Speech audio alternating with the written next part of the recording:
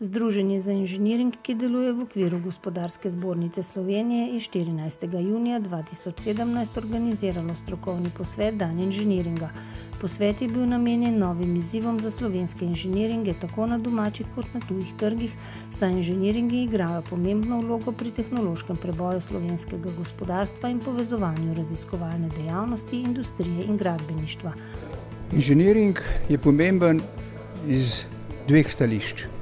En je zato, ker integrira aktivnosti v okviru življenjskega cikla izgradnje objekta, sistema, aktivnosti, kateri sodelujejo po eni strani inženiring podjetja, po drugi strani pa tudi dobavitelji rešitev, produktov, pretežno ali pa ciljno iz domače gospodarske ponudbe. Zakaj iz domače? Zaradi tega, ker je za konkurenčni nastop inženiringa na mednarodnih trgih pomembno, da ponuja kompletno tehnološko rešitev. To je pa odvisno seveda od tehnologije, od ponudbe, tehnološke ponudbe gospodarstva, ki stoji za inženiringom. Zaradi tega drugič inženiring sodeluje v procesih koncentracije kompetenc v slovenski industriji. Udeležen je vedno bolj v razvoju novih tehnologij, zaradi tega, ker je inženiring, posebno tehnološki inženiring, to je inženiring na področju tehnoloških sistemov, vpet v razvoj novih tehnologij. Goste je uvodoma pozdravil magister Jože Dimnik z Ministrstva za infrastrukturo Republike Slovenije. Tisto, kar se kaže, je, da bodo prevladovali obnovljivi viri energije, precej razpršenih obnovljivih virov energije, in to bo treba obvladovati bodisi s tehnologijo shranjevanja, bodisi s tehnologijo pametnih omrežij in pametnih skupnosti. Glede na to, da se pričakuje, da bodo relativno velika sredstva namenjena za ta namen, bi bilo imenitno, da bi domača industrija, domača znanost uspela izdelati izdelke in tehnologije, da bomo lahko kos tem izzivom, ki nas čakajo v prihodnosti.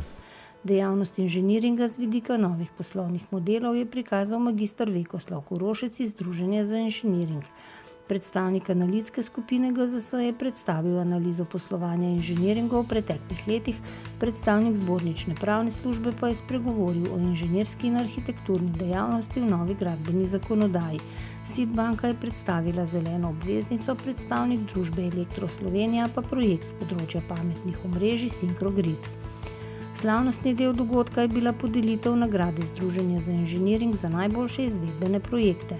Tradicionalno nagrado podeljuje Združenje za uspešno izvedene projekte z področja infrastrukture, industrije, energetike in varstva okolja, ki projekt postavljajo nad povprečje v tehnoloških rešitvah, okoljski sprejemljivosti, doseganju načrtovanih zmogljivosti ter predvidenih rokov izgradnje v okviru dogovorjenih stroškov. Letos sta nagrado prejela podjetje Rudis za izgradnjo naprave za razžveplanje dimnih plinov bloka 6 v termoelektrarni Šoštanj in podjetje Esoteh za celovito oskrbo s pitno vodo v Šaleški dolini naprave za pripravo pitne vode. Oba projekta sta pripoznana tudi v širšem poslovnem okolju. Kaj vam pomeni današnja nagrada? Ja, za naše podjetje današnja nagrada sigurno pomeni uspeh dosega cilja na projektu, nove tehnologije in pa trud za vlaganje v preteklosti na razvoju priprav in pa čiščenja pitnih vod. Ta projekt čisti glavnem površinsko vodo in voda je očiščena vseh površinskih primesi, predvsem v nestabilnem vremenu in je čiščena brez dodatnih kemikalij. To pomeni, da je voda pitna, brez kemikalij, izboljša zdravje ljudi. Za uporabo je praktično neoporečna. We are very proud of this award, which honors from the engineering society of Slovenia our efforts and our fight forces and to do the best what we could.